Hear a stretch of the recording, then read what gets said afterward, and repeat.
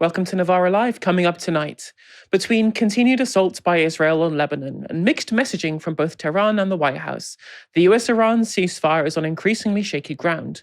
We've got reports from Beirut of Israel's savage assault on Wednesday that paint a grim picture for civilians. And is the illegal US-Israeli war in Iran the best thing that ever happened for Keir Starmer? I'm Helena, otherwise known by my internet moniker, known just as MTG, and tonight on Ladies' Night, as always on a Thursday, I'm delighted to be joined by Dalia Gebrial. How are you doing, Dalia? I'm good. I feel like you're dressed a lot more appropriately for the weather than I am. I'm still in winter mode, but I've been trying to soak up as much of the sun as I can before we head back into that horrible cloud with sun peeking out 13-degree weather that we've got for the next weekend. But yeah, I'm good. Warm, but good. It has been excellent weather this week. I've very much been enjoying it. Now, before we get into the show, another reminder that there are only 5 days left to enter the merch giveaway. We've got 5 £50 vouchers up for grabs, and all you need to do is complete the audience survey by 11:59 p.m. this Sunday, that's the 12th of April, to be in with a chance of winning. Thank you to everyone who's filled it out so far, and if you haven't, the link is novara.media/survey, link in the description box down below. Our top story tonight. The 2-week US-Iran ceasefire isn't even 48 hours old, and it is already on very shaky ground. The reasons? Well, of course, it's Israel's continued assault on Lebanon, as well as mixed messaging over the terms of the truce from both the White House and Tehran. And with leaders from both countries set to meet in Islamabad for negotiations on Saturday, both sides are ramping up the rhetoric and also the confusion. It has been widely reported that an Iranian 10-point plan was the basis of the ceasefire. Indeed, US President Donald Trump himself described the Iranian plan as, quote, a workable basis on which to negotiate on Tuesday night. But speaking at the White House on Wednesday, spokesperson Caroline Leavitt rubbished that idea. So let me be clear and correct the record. The Iranians originally put forward a 10-point plan that was fundamentally unserious, unacceptable, and completely discarded. It was literally thrown in the garbage by President Trump and his negotiating team. Many outlets in this room have falsely reported on that plan as being acceptable to the United States, and that is false. With the president's deadline fast approaching and the United States military completely decimating Iran with each passing hour, the regime acknowledged reality to the negotiating team. They put forward a more reasonable and entirely different and condensed plan to the president and his team. President Trump and the team determined the new modified plan was a workable basis on which to negotiate and to align it with our own 15-point proposal.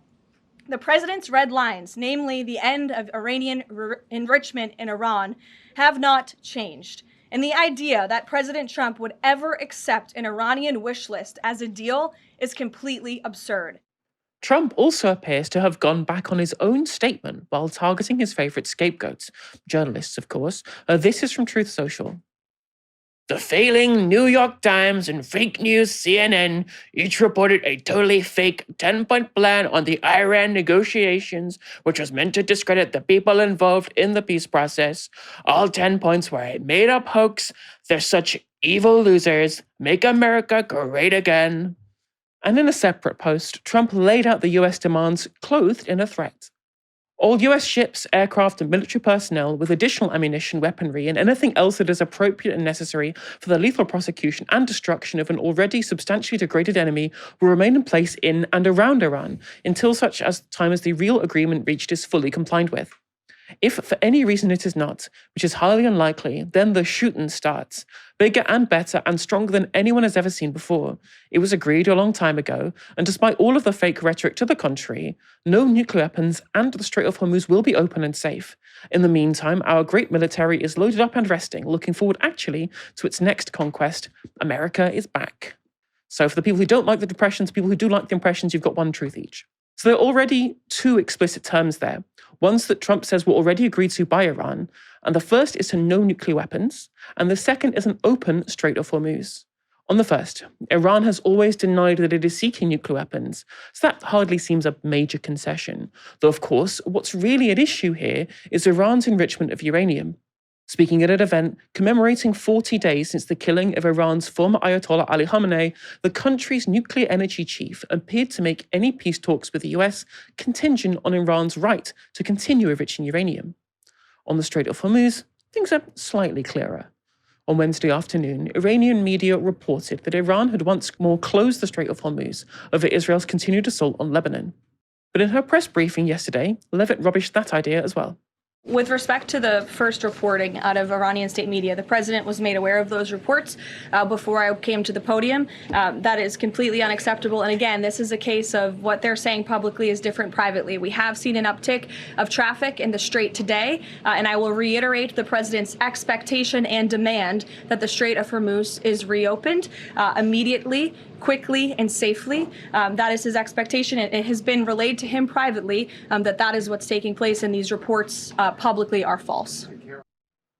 The thing is, they don't appear to be false.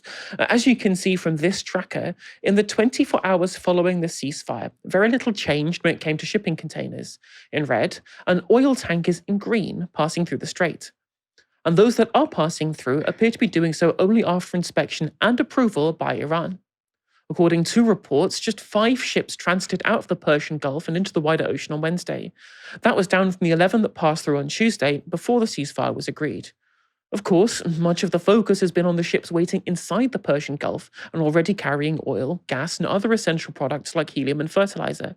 But there's a significant buildup of enemy ships on the western side of the strait, with owners fearful of allowing passage into the Persian Gulf in case ships end up getting stuck there, or worse, if the ceasefire fails to hold.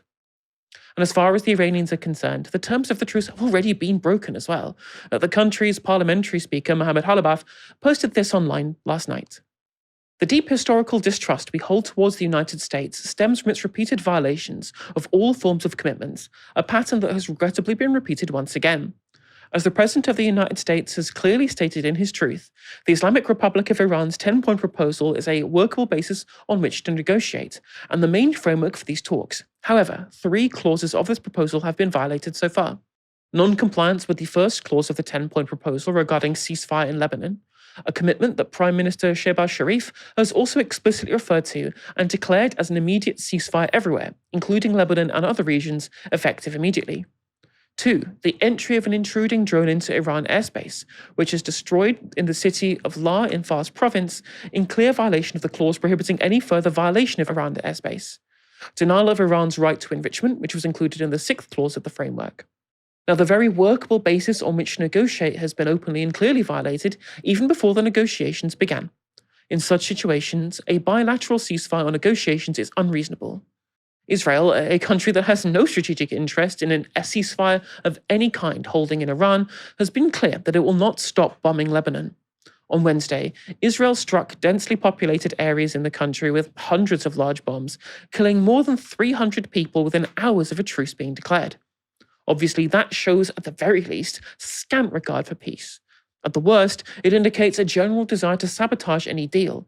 And earlier today, the country's Prime Minister Benjamin Netanyahu posted this. We continue to strike Hezbollah with force, precision, and determination. In Beirut, we eliminated Ali Youssef Qazi, the personal secretary of Hezbollah Terror Organization Secretary General Naim Qassem, and one of the people closest to him. At the same time, overnight, the IDF struck a series of terror infrastructures in southern Lebanon, crossings used to transfer thousands of weapons, rockets, and launchers, as well as weapons depots, launchers, and Hezbollah headquarters. Our message is clear. Whoever acts against Israeli civilians will be struck. We will continue to strike Hezbollah wherever required until we restore full security to the residents of the north. US Vice President J.D. Vance also gave his view on the issue of Lebanon. If Iran wants to let this negotiation fall apart in a conflict where they were getting hammered over Lebanon, which has nothing to do with them and which the United States never once said was part of the ceasefire, that's ultimately their choice. We think that would be dumb, but that's their choice. It's interesting that they go, well, Lebanon has nothing to do with Iran. I'm like, isn't your whole thing to call Hezbollah an Iranian proxy? Very, very odd hypocrisy there from J.D. Vance. But pressure to include a Lebanon ceasefire in any deal is growing amongst European nations, most of whom have somehow managed to blame Iran for the illegal war that the US and Israel started. This was EU foreign spokesperson Kaja Kallas. Hezbollah dragged Lebanon into the war, but Israel's right to defend itself does not justify inflicting such massive destruction. Israeli strikes killed hundreds last night, making it hard to argue that such heavy-handed actions fall within self-defense. Israeli actions are putting the US-Iran ceasefire under severe strain. The Iran truce should extend to Lebanon. Hezbollah must disarm, and the EU supports Lebanon's efforts to disarm Hezbollah. Britain's Foreign Secretary Yvette Cooper also appeared on Times Radio this morning. One of the things I do feel very strongly about is we want to see Lebanon included in the ceasefire. We want it extended to cover Lebanon, because otherwise that will destabilise the whole region still. And also it's just the right thing to do. I mean, Lebanon is currently coming under fire. Yesterday, the worst of the conflict so far. Exactly. And I think that escalation that we saw from Israel yesterday, I think, was deeply damaging. And we want to see an end to hostilities in Lebanon. That does mean dealing with the threat from Hezbollah, that is an Iranian proxy, has been a terrorist organisation. And it is really important that the Israeli government and the Lebanese government can work together to deal with that threat from Hezbollah. But we don't want to see escalation. We want to see the ceasefire and the end to hostilities cover Lebanon as well. Israel, however, shows little sign of letting up. This was posted by the Israeli military's Arabic spokesperson this afternoon. Urgent alert to residents of the southern suburbs of Beirut. The Defense Army continues its operations and strikes against military infrastructure belonging to the terrorist Hezbollah in various parts of the southern suburbs. The Defense Army does not intend to harm you and is moving only against Hezbollah elements and military targets. Therefore, and out of concern for your safety, you must evacuate immediately. Just hours after that warning was published, Israel's Prime Minister Benjamin Netanyahu made an announcement. Netanyahu says that he has now instructed his cabinet to undertake peace negotiations with Lebanon's government with a focus on, quote, disarming Hezbollah and establishing peaceful relations between Israel and Lebanon. Axios' Barak Ravid reports that Netanyahu's statement came after phone calls with President Trump and White House envoy Steve Witkoff. He reports that senior US officials said Witkoff asked Netanyahu to, quote, calm down the strikes in Lebanon and open up negotiations. Don't get your hopes up, though. It's also been reported that any negotiations will take place under fire, with Israel refusing to observe a ceasefire and planning further attacks on the country. Now, Dalia, it does seem to me that if the Trump administration and the envoy Steve Witkoff are going to Israel asking, at least even if they're not doing so forcefully, for Israel to try and comply with something to try and ensure that the peace talks do happen, that's in contradiction of what J.D. Vance was saying before, that it does seem that Iran are holding at least some cards when it comes to what's happening with this ceasefire. As it's clear, the economic consequences are more important to America than continually backing up Israel, who dragged them into this war. Do you think this will help the talks moving forward, or do you think they're going to be collapsing at any time soon? Well, I mean, it's very clear that Iran has got points of leverage and it is not afraid to use them. I mean, it's been a very bizarre 24 hours. We've gone from Trump saying that a civilization is going to end tonight to a ceasefire. It's been, things are moving very, very quickly. But the ceasefire is incredibly fragile, and it's important to be clear about why this ceasefire is fragile. It's not fragile because of Iran. Iran has actually, at least since 2015, largely held up its side of the bargain when it comes to international agreements. And that's, largely because it is a country that has been so crippled by economic sanctions that in return for some relief of those economic sanctions, it was willing to hold up its side of the bargain. And I'm talking, of course, about the Obama deal here. It's actually Israel and the US who are the unreliable rogue partners in this negotiation. The Israelis more so, it seems, than the US. Trump, of course, however, sort of started this whole round of destabilization again by pulling out from the 2015 deal, despite the fact that Iran was holding up its side of the bargain. And when you pull out of a deal like that, within 10 years of it being formed, the other side has reason to believe that you will not reliably stick to future agreements if it can change every time the president changes. And of course, Israel and Gaza, we went through that rodeo many times where a ceasefire was announced, a ceasefire was agreed, and sometimes within days, Israel would violate that ceasefire. And it is doing the same in Lebanon. So it is the US and Israel who are the unreliable rogue partners here. But another reason why this ceasefire is so fragile is because it is based on a set of very strategically incoherent goals. what are the goals of this war? Let's start with the sort of the most bullshit one of them, which is to liberate the Iranian people from a despotic regime. Obviously, we know that Israel and the US don't care about the welfare of the Iranian people. But let's take it on face value that that was the goal. Well, we're in a situation now where the people are weaker because you have bombed their civilian infrastructure, you've bombed their hospitals, you've bombed universities, you've killed healthcare workers. And the state is actually more consolidated and united than it has been for a while. And the state is more emboldened in repressing its civilians because now in a time of warfare, you can prosecute dissidents now under treason. It's not just about internal disruption. When you're in a time of war, when you're being attacked, obviously, the crackdown on internal dissidents becomes stronger. So let's put that to one side. That strategic goal failed, not possible, incoherent.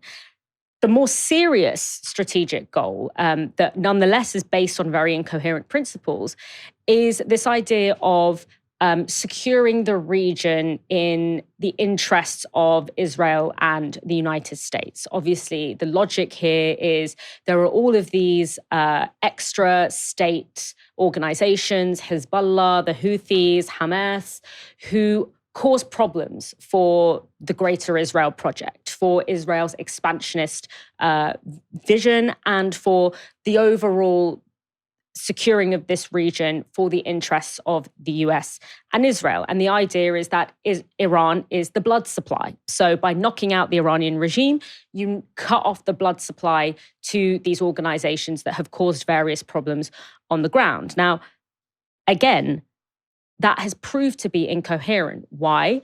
Because, again, the Iranian state has not actually been profoundly or meaningfully weakened. In fact, quite the opposite. It has been, Iran never existed under the illusion that this day was never going to come. It never existed under the illusion that it was going to be able to go toe-to-toe with the US and Israel militaristically.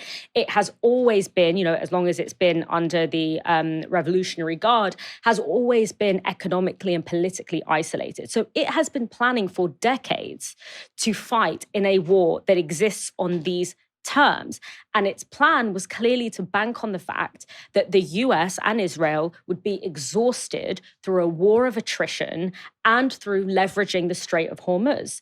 And that strategy has been tested and it has proved successful. Now, is it possible that now that the US and Israel are more aware of that strategy, and particularly the kind of leadership organization, that this kind of mosaic structure that allows the Iranian regime to rapidly replenish its leadership ranks, it might change tack? Sure, but for now, the strategy that the Iranians have been developing for many decades for this exact and precise set of events has proved to be successful. And secondly, and perhaps not quite as imminently important, the reason that movements like Hezbollah and the Houthis and Hamas exist is not because of Iran. Has Iran given them resources and, financially, militaristically? Sure. But the reason that these organizations exist is because they are resisting something. There is something that they are resisting. The resistance against the Israeli vision for the region long precedes the Iranian regime. So really, until you resolve that core problem, you are always going to have resistance because people, as I often say, people don't live under the thumb forever. And I'm going to finish by saying that, we need to ask ourselves, Israel has been, Netanyahu to be specific, has been lobbying for so many decades now for his whole time as leader of Israel, as prime minister of Israel, has been trying to get the US to enter into this kind of militaristic war with Israel. And we have to ask ourselves, why have previous US presidents not done this? It's not out of the goodness of their hearts. It's not because they don't believe in illegal wars. It's because they had a better understanding of how colonial power actually works. The reason the British Empire was so effective and so strong and lasted for so long was because they understood that military violence is just one form of domination. And you cannot dominate through military violence alone. The reason the British Empire, especially in the Middle Eastern region, was able to have such a strong hold of power was because it understood that in order to actually secure lasting power, you can't just bomb the shit out of people. You also have to enmesh yourselves socially, politically, bureaucratically. You displace local languages, you displace local cultures, you embed your language as the official language of the country. You know, like these new imperialists, they don't want to put that work in anymore. They don't want to work for their colonial power anymore. And so that's why I think Trump is sort of very confused about, I don't understand why the guy with the bigger guns isn't winning. It's because, as I've often said, geopolitics is not just battles between militaries. There's a deeper, the grooming of local elites. None of this has happened in Iran, and none of this has happened in places like southern Lebanon. And so that is why this kind of particular form of warmongering is not effective and it's not working. And it's why, despite the fact that there is this huge imbalance of resource and military power, this isn't unfolding the way that perhaps we might have expected. It was an interesting article in the New York Times. I won't go into it fully, but essentially said that there were people pushing back in the cabinet at the time when Trump basically agreed to the war because he was shown this kind of slide deck, this little kind of montage by Netanyahu. PowerPoint, to very say convincing PowerPoint. These are all the reasons why it'll make you such a great president. You'll be seen as the man who did whatever no one else ever did. And he was like, sounds good to me. And even JD Vance at the time, according to the NYT, one of their insider, was saying, what about the Strait of Hormuz? Like, saying these are things you're going to have to deal with if this conflict goes ahead. And obviously clearly not thought about it, given that we've seen there was original pushback on the fallout that would happen from the war. We've seen, as I mentioned in the piece there, the envoy Steve Witkoff going to Netanyahu and say, look, we kind of do want a deal here. Maybe don't bomb the shit out of people. Maybe don't do what you're otherwise doing. And again, you pointed out there that probably would have been pushback. There go, we can't just do regime change from the skies, right? The topography of Iran makes this incredibly difficult. What Netanyahu's saying will not come to pass. Do you think this will mean, given that what's always happened is the Trump administration, or Trump himself even potentially, have allowed things to get to the point, to get to breaking point, only to realize their mistake and then pull back, but then actually tend to actually try and rein Israel in? It happened right at the breaking point when the ceasefire was announced in Gaza. Was essentially, it got to the point where the entire international community was telling them they couldn't do it anymore. And they relented because it was so politically damaging for them, as well as all of the things that came out of the problems to create for them geopolitically. Do you think that they're going to be stronger in pushing back against Israel now? I don't necessarily know if they're going to be stronger in reining Israel in. What I will say is that we're just going to end up probably in the same situation that we were in before this all started, which is coming to a deal that will probably look, if it goes, honestly, the best case scenario for the US right now is to go back to a deal that looks something like the deal that Obama secured. Like, that is the best case scenario, that you have a deal where Iran's ability to enrich uranium is, dramatically lower than would be possible, than would be able to produce nuclear weapons. You loosen economic sanctions somewhat, and you have free movement throughout the Strait of Hormuz as it has been. That's actually the best case scenario. So I think, if anything, and it's not to say that Iran, including the state, have not suffered a loss and this has not cost them quite significantly, but I think it will end. What we'll see most likely is probably a return to a 2015 style deal, but with Trump's name on it instead of Obama. And maybe actually that's the trinket that he wants. Who knows? But what I will say is that you have, again, as has happened with Gaza, because this is very different. Iran is different to Gaza. Iran is a functioning state. It is a state that has infrastructure, that has its own economy, that has a lot of oil, that has some element of sovereignty. It's a huge landscape. It's got big population. It's not a small population of a few million people who have been living in an open air concentration camp for the past, few decades.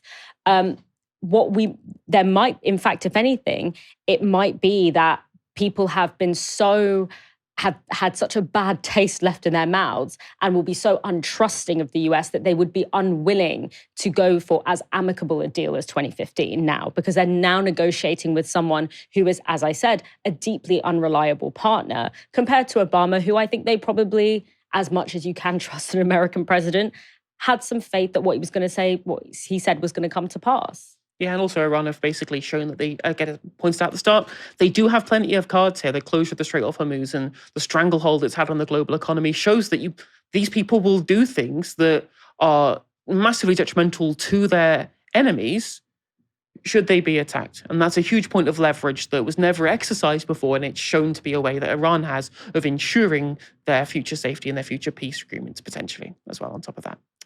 Now, next story tonight.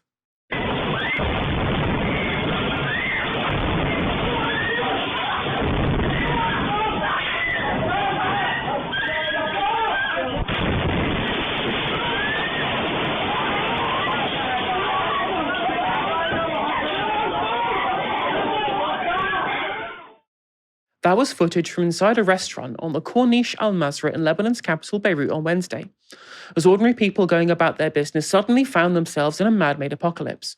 And it took just 10 minutes for Israel to carry out the biggest atrocity that Lebanon has seen in almost 40 years. In just a little over 600 seconds, Israel struck more than 100 sites across Lebanon on Wednesday, raining 1,000-pound bombs down on a densely populated residential area in Beirut in southern Lebanon. The result was carnage, with over 300 people killed, and wounding well over 1,000 people. Residents as well as Lebanese officials have said that the majority of those killed and injured were civilians, including children and the elderly.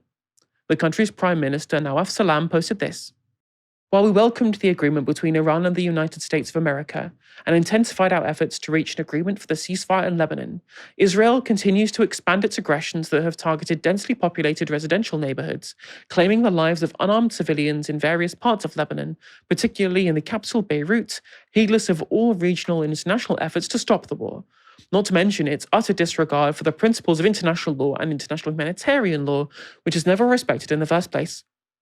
And all friends of Lebanon are called upon to help us stop these aggressions by all available means." Sky News' Alex Crawford spoke to first responders on the scene in Beirut on Thursday. What did you notice as soon as you arrived here? It was a devil. It was a devil. People is burning as grilled. What you saw as you arrived, which sounded like a scene no one would want to see. I was realizing I arrived to Gaza or to Beirut. In the same point. It was the same as Gaza. Disaster.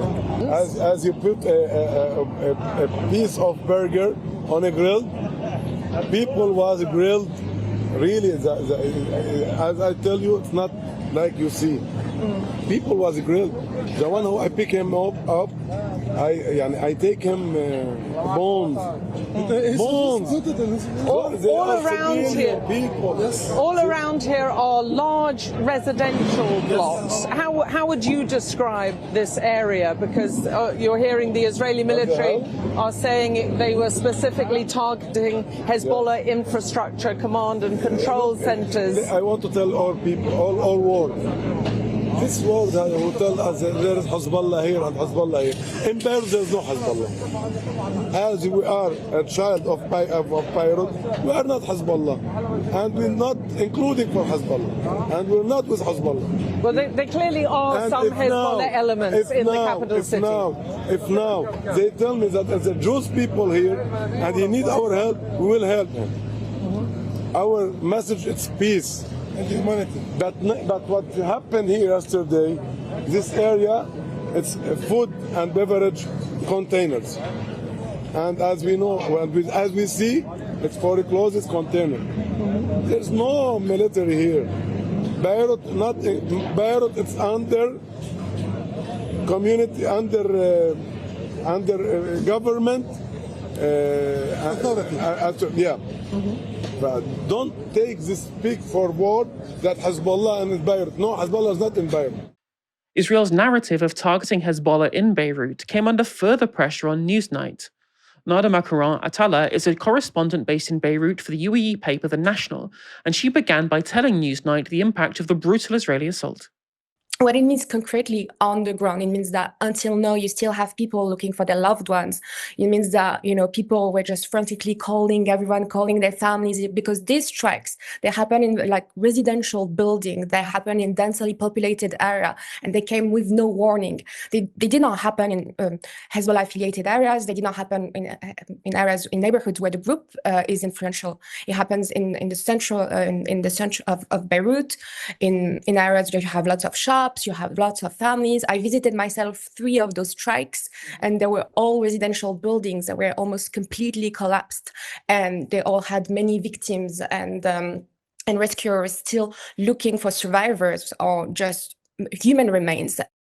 Now, Israel claims that it was targeting more than 100 Hezbollah command centers, and that most of it was inside civilian areas as a part of Hezbollah's strategy of using human shields. Sure, this all sounds pretty familiar, as do the kinds of sites Israel struck yesterday, including such deadly military centers such as a funeral, a mosque, a traditional bakery, and even a car wash. Israel also said it did everything it could do to mitigate harm to civilians. Dalia was asked if she'd seen any evidence of that at all. And they're not providing us with any evidence, so they can say whatever they want. What I see on the ground, I see families terrorized. I've seen videos of family jumping out of balconies because they were so scared. I've seen videos, pictures of children injured by shrapnels, a young girl trapped under the rubble. And this is also my city. I live here. I've walked on the streets countless times. I had friends who lived in the very same building, one of the very same buildings that was targeted. They should be providing evidence. And as the fact that the strikes came without warning and also during rush hours, so it means that the streets were packed. It has really increased the number of casualties, and especially also the fact that all the strikes came at the same time. Dalia, when it comes to these strikes, of course, Israel have said, as we mentioned before, that they were specifically targeting Hezbollah military command centers, etc., etc. Now, for people who don't know at home, there's a thing called the Dahiya doctrine, which is Israel's military strategy of deliberately targeting civilian structures to try and lower the morale of the people they're attacking so low that it forces them into capitulation, essentially. What do you think is more likely, the former or the latter? I mean, that's exactly what I was going to talk about. The Dahiya doctrine, it is the core principle of Israeli military strategy that obviously we saw unfold in Gaza, but it actually originated in 2006 in Beirut. There's an area of Beirut called Dahiya, and this is when we first saw the indications of this as a new military strategy by the Israeli state, which is, as you mentioned, Helene, traditionally in warfare, in modern warfare, there is a sense of, you have civilian infrastructure, you have hospitals, you have universities, you have residential areas, and you have military infrastructure. And in a war, military infrastructure is vulnerable and is up for being targeted, and civilian infrastructure and civilians is supposed to be sacrosanct. Now, the Dahiya doctrine represents a complete inversion of that, where in fact you hammer the civilian infrastructure more, in fact, than you hammer the military infrastructure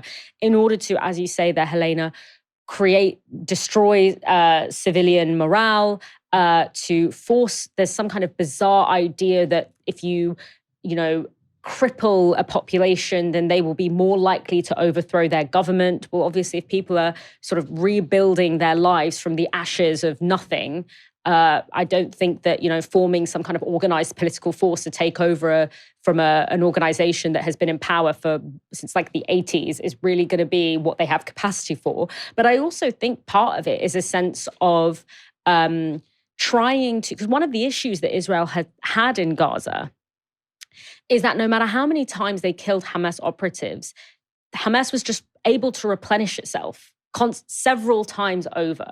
The ranks of Hamas were never actually weakened numerically. And so I believe Israel makes this calculation where they say, well, look, where is Hamas, where is Hezbollah able to draw their personnel from? It's from the society, it's from the community.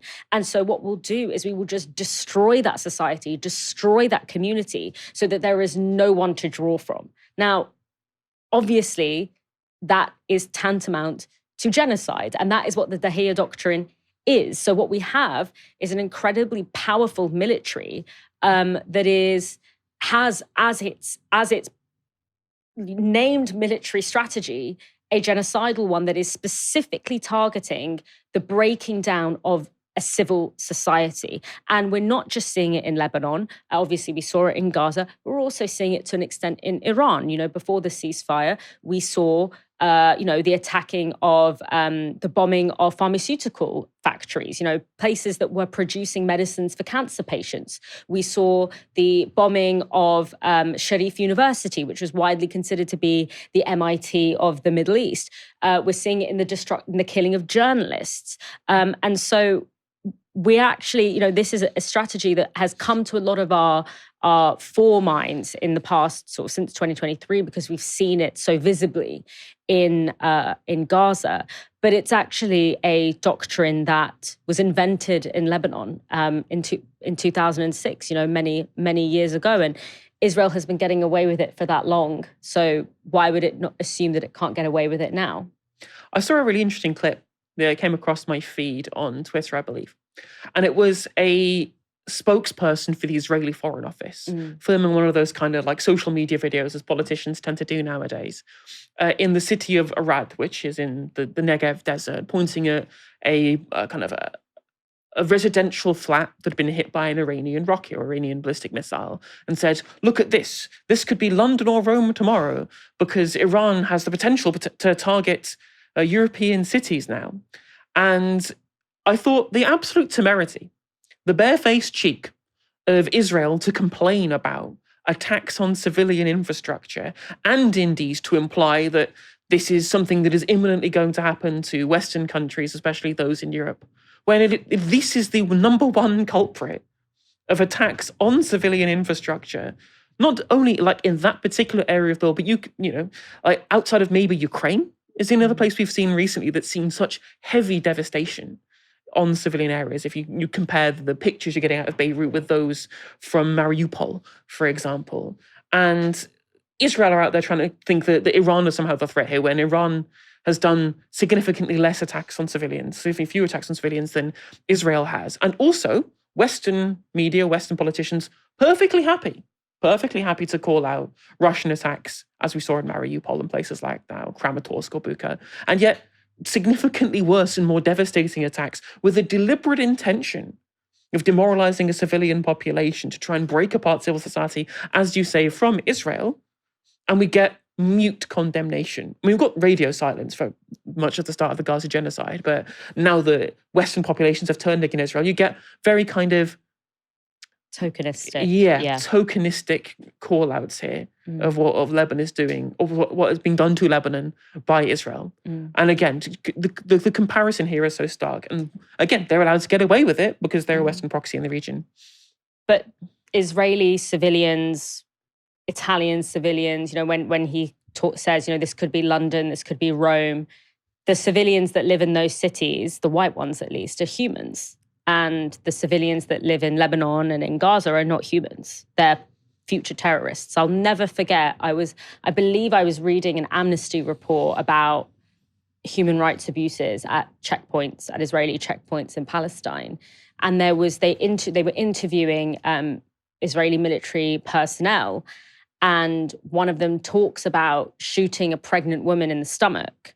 And he says, that baby was going to grow up to be a terrorist anyway. So it's like that when he's saying, look at this could be London, this could be Rome tomorrow, what he's saying is that we, humans, people, civilians, subjects with rights, are under threat. And our violence and death upon us is meaningful and grievable. But violence and death being borne by the people of southern Beirut, by people of Gaza, is securitizing the region. It's killing people who are only going to become terrorists. And this is where that, unfortunately, sometimes sounds kind of rather reductive, but is the only place where you end up, which is white supremacy, racism. 100%. I mean, literally, like, there was internal documentation, internal, like, Hasbara strategy coming out of Israel, essentially saying, well, our standing in Western Europe and in the United States more broadly is massively on the way down. Our strategy for survival to be able to make sure we are seen to be, like, totally inseparable, or to be totally, beholden, or those countries be beholden on us, is to ramp up Islamophobia, specifically targeting ramping up Islamophobia in Western Europe, essentially strategizing, civil unrest in countries in Western Europe by peddling conspiracy and peddling racism to try and make sure that Western countries perceive Israel as the bulwark against a perceived threat from Muslims overseas. Like, that was their explicit strategy. So it's perfectly reasonable that they can also use that same strategy to dehumanize the Arabs that surround them, to make, as you say, make them seem less than human, that their lives are potentially worthless. And worth pointing out for you as a home as well, talk about military infrastructure in civilian areas. The headquarters of the IDF, literally in the center of Tel Aviv. And if it got struck tomorrow by Iran as a legitimate military target, that it would be, there'd be instant, widespread condemnation of everybody. But the same thing happens to any other military installation of any other country surrounding Israel. When they attack it, suddenly it's justified action and it's human shields. Local and devolved national elections are less than a month away, and the question for months has not been whether it will be good or bad for Labour, but whether it will be bad or even indeed catastrophic for them. Elections expert Stephen Fisher released his projection for the local authority elections last week, and it reads as a wholesale political sea change from the Tory Labour era, with Reform set to take 2,000 seats from the Tories and Labour, and the Greens set for over 400 seats from Labour as well. This net loss of almost 2,000 Labour seats certainly seems closer to catastrophic as opposed to bad, but this pales in comparison to the demolition Labour is facing in the national parliament elections in Scotland and Wales. An Ipsos poll dropped on Tuesday predicting not only close to an absolute majority for the SNP, it also suggests that Labour would push to fourth place, with the Scottish Green Party second and Reform in third. And in Wales, this YouGov MRP poll suggests Labour will capitulate from their own minority government to a distant third place, with First Minister Eluned Morgan set to lose her seat, the first time ever that a sitting Welsh First Minister will have been removed. So, with time ticking away, it looks perilous for Prime Minister Keir Starmer, with Wes Streeting and Angela Rayner sharpening their knives for election fallout that could force the PM in crisis to step down. I've talked before on this very show about how Starmer's premiership could receive a stay of execution due to the desire for internal stability in a world of geopolitical entropy. But with the fragile ceasefire announced on Tuesday night, it appears Starmer's international chops could potentially have led to a small recovery in his personal approval.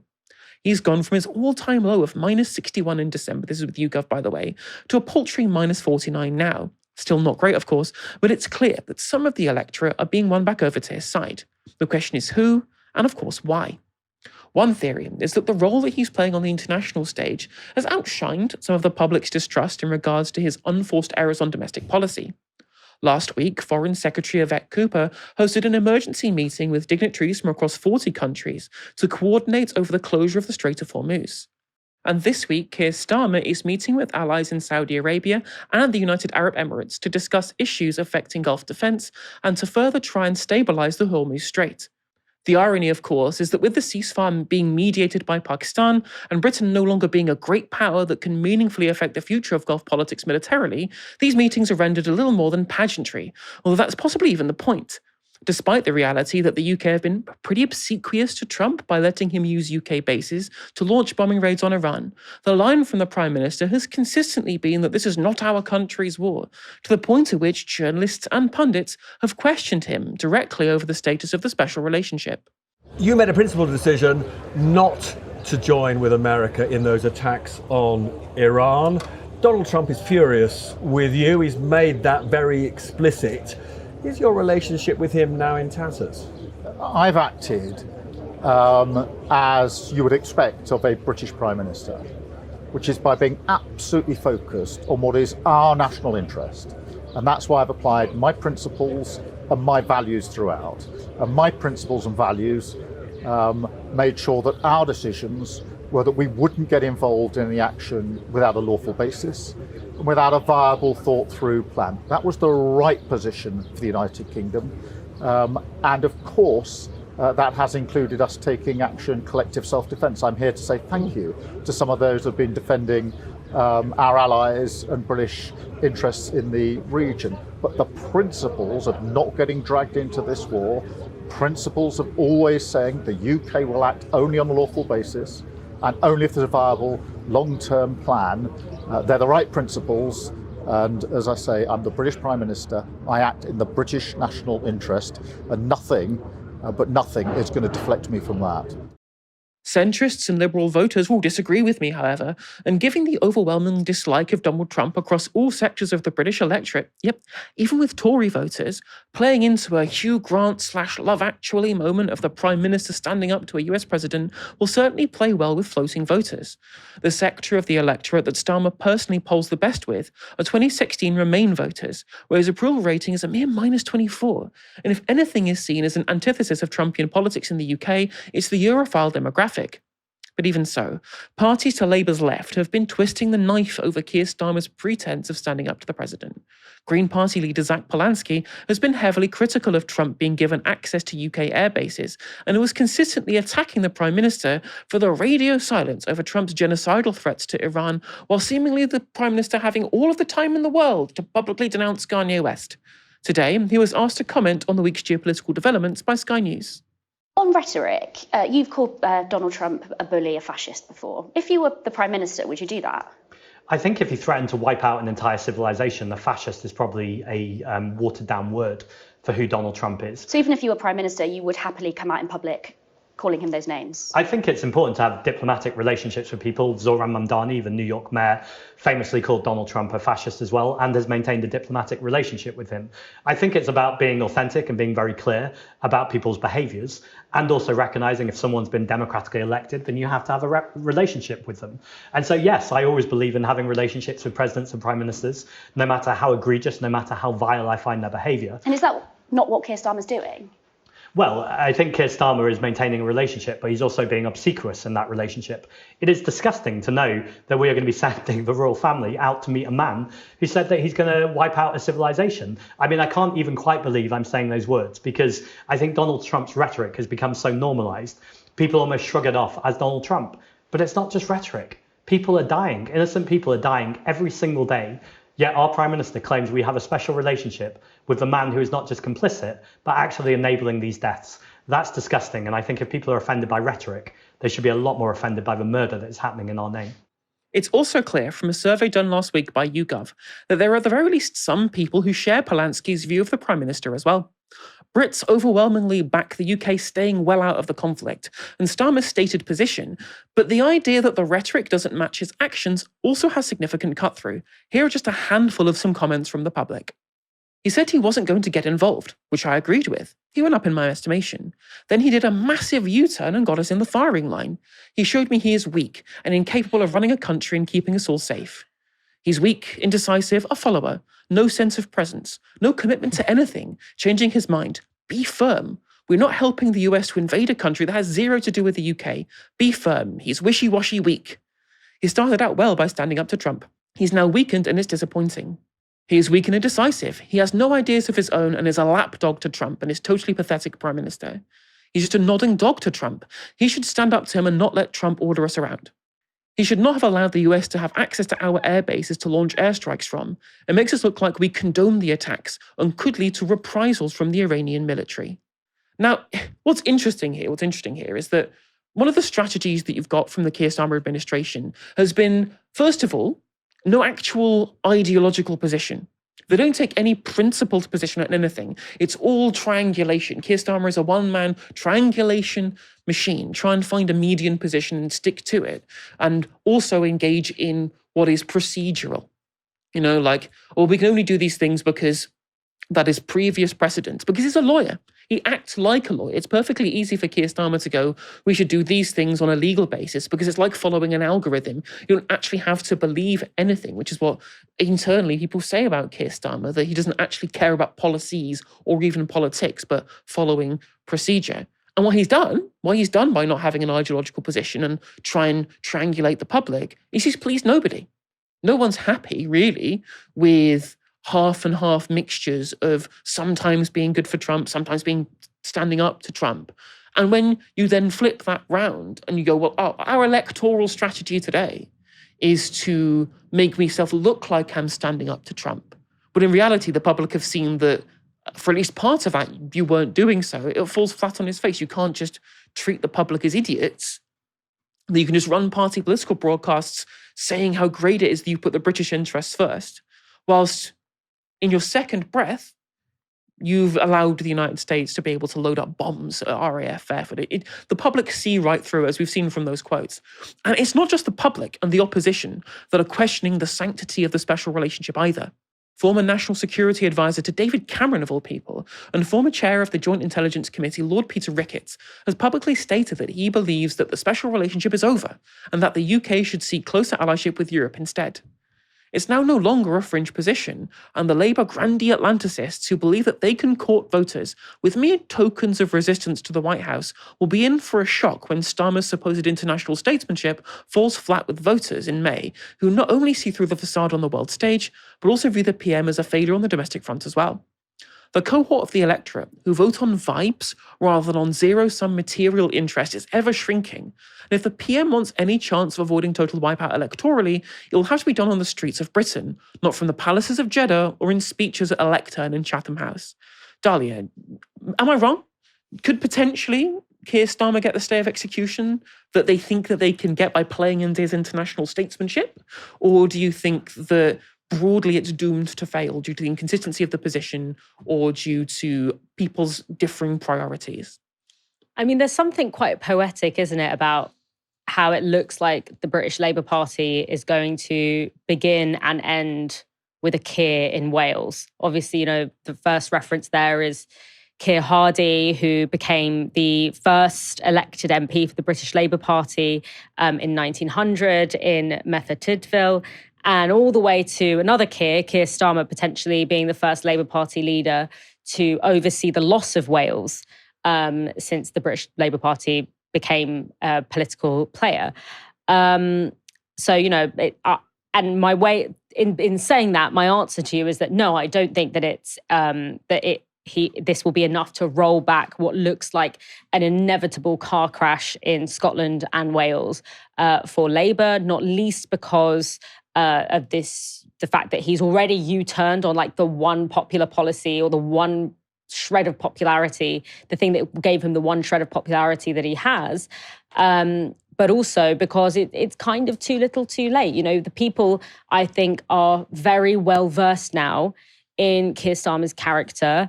And ever since he was elected, they have used every opportunity to show that they don't like it. And that's how we have ended up with a prime minister who has both had an historic landslide, one of the biggest landslides in electoral history, and yet also has some of the lowest popularity ratings also in British political history. But what I think is interesting is what we're seeing is kind of the busting of two myths. I think that the commentariat and the sort of the professional politics understanders have always had, which is firstly that the only way that a Labour Party can draw back support from an emerging right-wing populism is to ape that populism, that right-wing populism. Now, you and I have spoken a lot about how that doesn't really work, and we can see that the one little bump in popularity that he's had from minus 60-something to minus 40-something, which is still atrocious,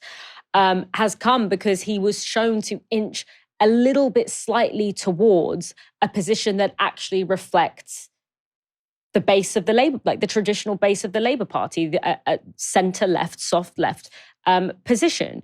I guess we can call it more soft-left. You know, him cleaving a little bit towards, taking his lead a little bit from Polanski rather than Farage, and he experienced like a little bump in his popularity. So that's one myth that it kind of busts.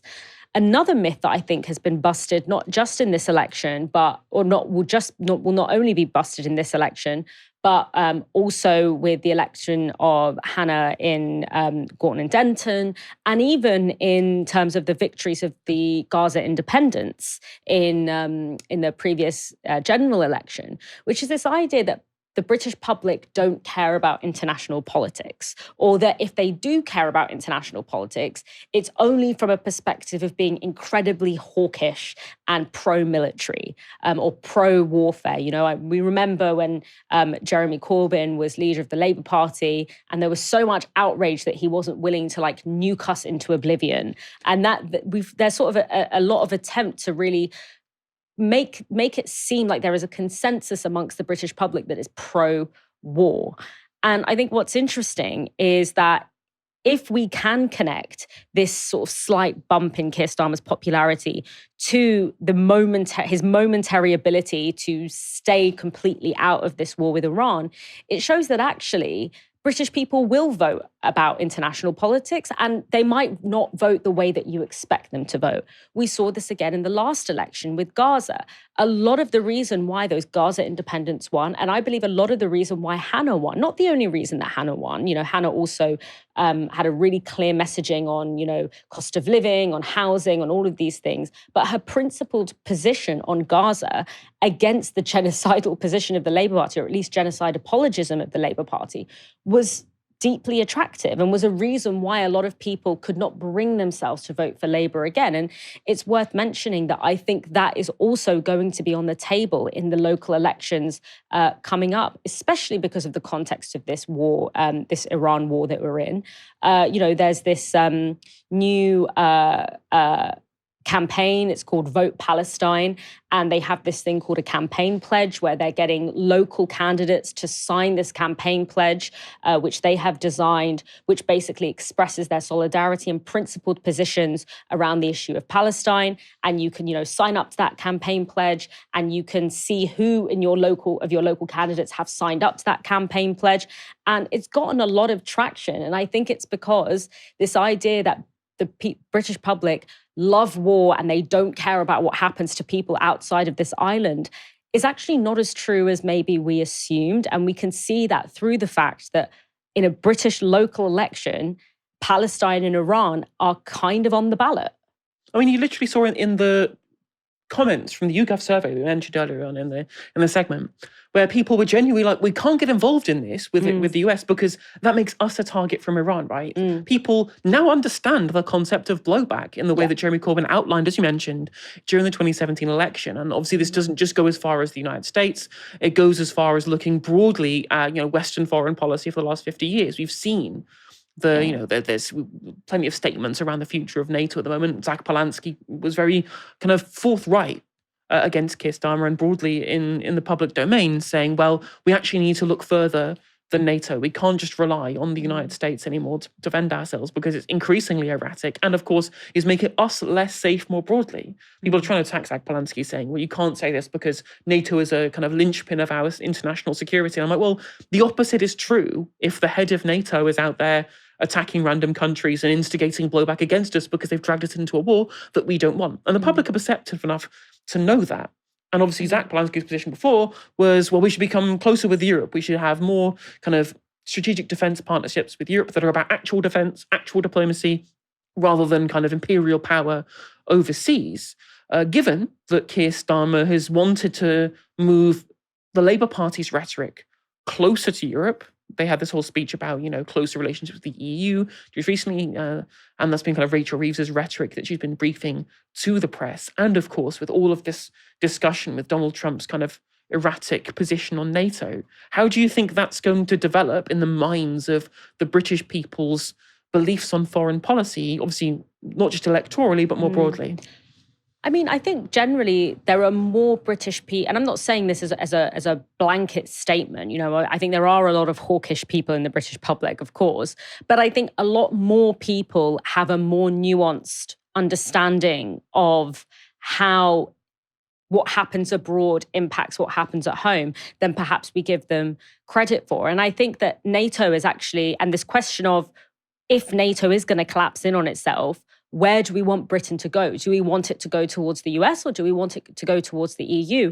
Is actually going to be quite an interesting dividing line between reform and, let's say, the Greens. If we're going to think about this upcoming, the general election, which obviously is not for a few years and lots can change in that time. But that is quite a clear kind of dividing line. Reform and the Tories are very much aligned with Donald Trump. They are, even if Farage recently said that Trump went a little too far with his declaration that a civilization will end tonight. But broadly, Farage, Robert Jenrick, all this lot, they align themselves with the kind of the Doge and the US and Trumpism and all of this. And obviously the Green Party, and it seems now as well, the Labour Party, are more interested in allying with Europe. Now, I think the collapse of NATO is the potential collapse of NATO is a really interesting question and kind of moment where, as progressives, we need to really think about how we respond to this moment. Because for me, the US is obviously, at this point, an incredibly rogue, unhinged force. The EU is also a colonial force. It also, it securitizes its borders in particular ways. It also causes misery to huge swathes of the global population. The EU is not like a fuzzy, nice little organization that, just keeps itself to itself. But what's interesting is that one of the main ways that throughout the 20th century and, in the 21st century as well, one of the key ways that the left have been discredited and defeated is through this lens of the left being a security threat, a national security threat. So obviously, during the British Empire, anti-colonialists were a threat to the security of the empire. During the Cold War, leftists were seen as, allied with a national enemy in the Soviet Union. During the war on terror, if you didn't want to see the wholesale destruction of human rights and the introduction of a full surveillance state, you were a terror apologist and you were undermining national security. These same attacks were leveled against Corbyn, and they are being leveled against Polanski as well. One of the key attack points alongside him hypnotizing women to make their breasts bigger was that, he was going to pull us out of NATO and it was going to make us very unsafe.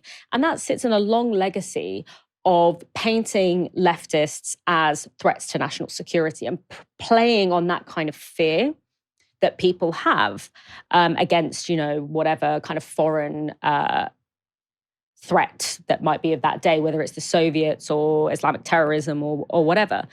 And so if we're now going to see the main security apparatus, which is NATO, kind of having a public fallout, with America, with the US,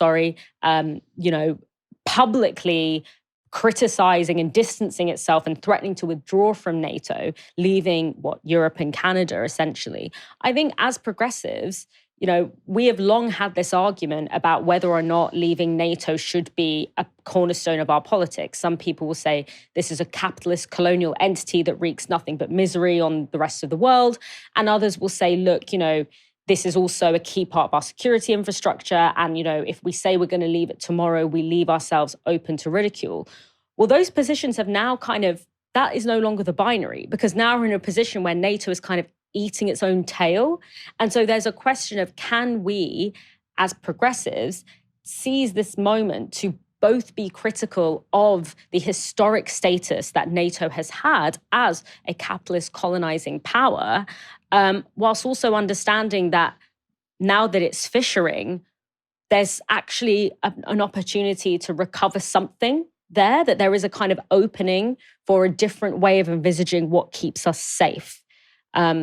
That I think is quite interesting. I mean, who knows if Trump is not the next president of the United States, which who knows who knows if there's even going to be an election, or if it's not a Trump descendant, then maybe, the next president will kind of return to the status quo and this will just be a blip on the radar. But there's a good chance that this kind of public shaking of the foundations of NATO could be a real turning point in terms of how Britain and Europe envisage themselves within the global stage.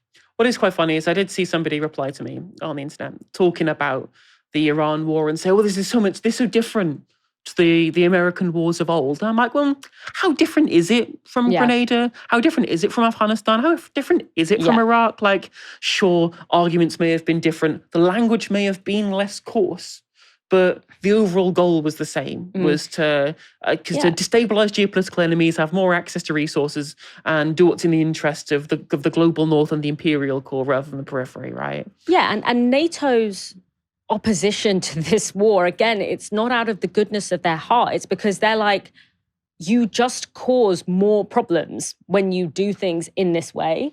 Like, you destabilize the region further, you cause greater risk for for Europe and the US, and you don't end up securing the goals that you have. There's actually listen, the Europeans have a longer history of colonialism in this area. They know how it works. They know how the game is played. And their problem with Trump is not that, I can't believe you would do something illegal. I mean, NATO hasn't seen an illegal war it didn't want to join. It doesn't. But the reason it doesn't want to get involved is because they're like, this is a huge resource drain that isn't going to achieve the goals that we want in the region and is actually only going to heighten costs and risks. Very, very true. Very, very, very, very true. Thank you everyone for tuning in tonight. And one final reminder to fill in the audience survey if you haven't yet. That link is novara.media/survey. Thank you, Dalia, for joining me tonight. Thanks for having me, my love. Absolutely my pleasure. Come back tomorrow for another live stream from 6 p.m. For now that you've been watching Novara Media, good night.